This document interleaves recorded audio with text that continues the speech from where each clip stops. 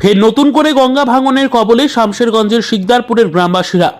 কয়েকশো মিটার জমি গঙ্গা গর্ভে তলিয়ে যাওয়ার পাশাপাশি বাঁধের উপর দিয়ে যাওয়ার রাস্তার একাংশ ভেঙেছে গঙ্গা ভাঙনে। স্বাভাবিক কারণেই নতুন করে ভাঙন আতঙ্ক ছড়িয়েছে শিকদারপুরের গ্রামবাসীদের মধ্যে। গ্রামবাসীরা জানান, প্রশাসনের কোনো হেলদোল নেই। একান্ত প্রায় জানা গিয়েছে প্রায় 2 বিঘা জমি গঙ্গা গর্ভে চলে গেছে। মমতা বন্দ্যোপাধ্যায়ের কাছ থেকে হাত জোর করে গঙ্গা বাঁধানোর দাবি জানান শিকদারপুর গ্রামবাসীরা। গঙ্গা ভাঙন আজকে নতুন করে সমস্যা না, দীর্ঘদিনের সমস্যা। গঙ্গায় ভয়াবহ ভাঙন ঘুম উড়েছে শামশেরগঞ্জের বাসিন্দাদের। গঙ্গা ভাঙনে ঘুম উড়েছে মুর্শিদাবাদের শামশেরগঞ্জের প্রতাপগঞ্জ গ্রাম, লোহারপুর গ্রামের বাসিন্দাদের। নদী গর্ভে তলিয়েছে একাধিক বাড়ি, বহু কৃষি জমি জায়গা। অসহায় গৃহহীন বাসিন্দাদের অভিযোগ, পাশে নেই প্রশাসনের কেউ। তুমুল ক্ষোভ এলাকার বাসিন্দাদের। প্রশাসনের বিরুদ্ধে ক্ষোভ উগরে দিয়েছেন তারা। অনিশ্চিত ভবিষ্যতের কথা ভেবে কান্নার রোল দুর্গত পরিবারগুলোতে। কবে সমাধান পাবেন শামশেরগঞ্জের প্রতাপগঞ্জ ও লোহরপুর গ্রামবাসীরা? ভাঙন তো দীর্ঘ 3-4 মাস আগে থেকে আপনারা জানেন, মিডিয়ার মানুষ রয়েছে, কিন্তু হঠাৎ করে যেটা কল্পনা করতে পারিনি আমরা, কালকে রাত 8টার সময় 8টার দিক থেকে প্রচুর পরিমাণে ধস নেমেছে। এবং ধসটা এমন লেংথ, লম্বার দিক থেকে 50 ফুট এবং চওড়ার দিক থেকে 30 ফুট।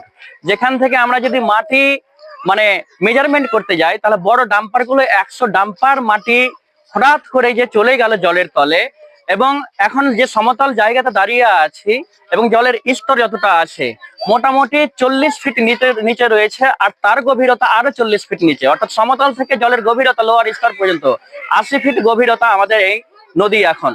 এখন মেন কথা হচ্ছে যে এখন ডিসেম্বর মাসের মোটামুটি হাঁপাহাঁপি হয়ে গেল। আজকে 15 তারিখ। ডিসেম্বর মাস, জানুয়ারি এবং ফেব্রুয়ারি, এই 3টে মাস গঙ্গা বাঁধনের জন্য পারফেক্ট সময়। কিন্তু প্রশাসন, জনগণ, অতঃপর আমাদের সকলকেই কিন্তু এই গঙ্গা বাঁধনের কাজে নেমে আসতে হবে। গঙ্গা তীরবর্তী মানুষের ভালোর স্বার্থে, তাদের বস্তির সুরক্ষার স্বার্থে, জনগণ যাতে আর ক্ষতিগ্রস্ত না হয়, তাদের সম্পত্তি যাতে আর না হয়, সকলকে এসিয়ে ডেপুটেশনের মাধ্যমে, আন্দোলনের মাধ্যমে এটা করতে হবে। কিন্তু আমরা কি করি, যখন আমরা বিপদে পড়ি তখনই তাড়াহুড়ো করে বিভিন্ন রকম কাজ করে থাকি।